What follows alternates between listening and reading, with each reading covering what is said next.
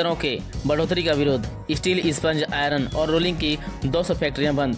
10% तक बढ़ सकती है लोहे की कीमत। आधी रात से उद्योगपतियों ने बंद कर दिया प्रोडक्शन। उद्योगों को मिलने वाली बिजली की कीमतों में बढ़ोतरी के विरोध में सोमवार रात 12 बजे से करीब 200 स्टील, स्पंज, आयरन और रोलिंग में प्रोडक्शन बंद कर दिया गया है। छत्तीसगढ़ स्टील, स्पंज, आयरन और रोलिंग मिल एसोसिएशन का कहना है कि जब तक बिजली की कीमत कम नहीं की जाती, प्रोडक्शन दोबारा शुरू नहीं किया जाएगा।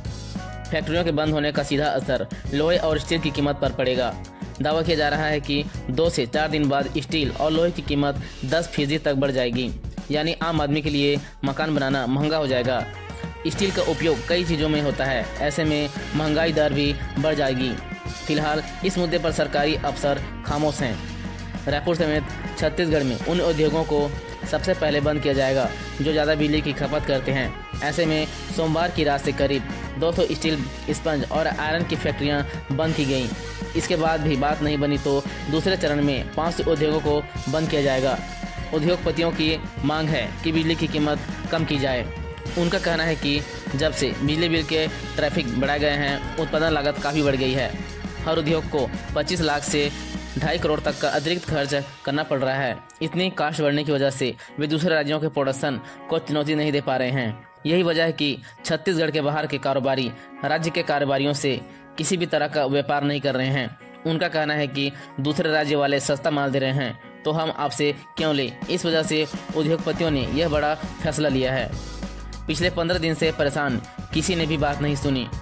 Chhattisgarh mini steel, sponge, iron और रोलिंग मिल एसोसिएशन का दावा, वे पिछले 15 दिनों से इस मुद्दे पर मुख्यमंत्री, उद्योगपति लखनलाल देवांगन, वित्त मंत्री ओपी चौधरी, वन मंत्री केदार कश्यप, मुख्य सचिव अमिताभ जैन, उद्योग और ऊर्जा विभाग के अंकित आनंद, पी दयानंद समेत सभी आला लोगों से मुलाकात कर चुके हैं। इसके बावजूद उनकी बात किसी ने भी नहीं सुनी।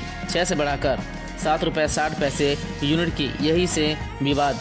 कांग्रेस सरकार में बिजली की लागत 6 रुपये प्रति यूनिट थी, लेकिन भाजपा की सरकार बनने के बाद इसे 7 रुपये 60 पैसे प्रति यूनिट कर दिया गया। सारा विवाद यहीं से शुरू हुआ।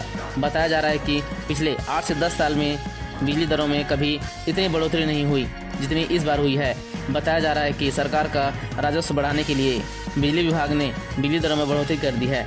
सबको महंगी बिजली बिल दे रहे हैं, लेकिन जिंदल को छूट क्यों। छत्तीसगढ़ मिनी स्टील एसोसिएशन के महासचिव संदीप धुप्पड़ ने कहा कि जब जिंदल स्टील पावर रायगढ़ को 5 रुपये यूनिट में बिजली दे सकते हैं तो बाकी उद्योगों को क्यों नहीं। उन्होंने बताया कि 200 मिनी स्टील और 40 फेरो एलायल हर साल 700 करोड़ यूनिट की बिजली की खपत कर रहे हैं। केवल बिजली कंपनी को ही 8,000 करोड़ का राजस्व दिया जा रहा है। भारत और राज्य सरकार को 900 करोड़ का टैक्स भी दिया जा रहा है।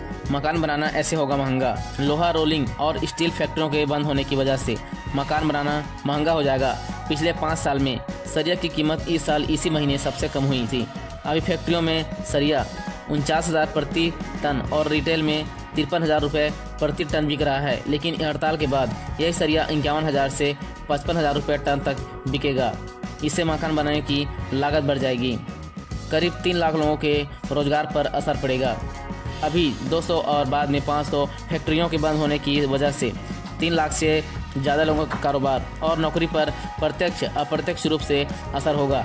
ज़्यादातर उद्योगों में डेली वेजेस से श्रमिक काम करते हैं। ऐसे में जब तक फैक्ट्रियां बंद रहेंगी उन्हें काम नहीं मिलेगा। काम नहीं मिलने से उन्हें मजदूरी भी नहीं मिलेगी। ऐसे में उनका घर चलाना भी मुश्किल होगा। हड़ताल ज़्यादा दिन तक चली तो यह परेशानी और बढ़ेगी। बिजली ट्रैफिक कम करवाने के लिए मुख्यमंत्री से लेकर आला अफसरों तक के दरवाजे खटखटा लिए। पिछले 15 दिनों से कोई हमारी बात नहीं सुन रहा, इसलिए सोमवार रात 12 बजे सभी फैक्ट्रियां बंद कर दी।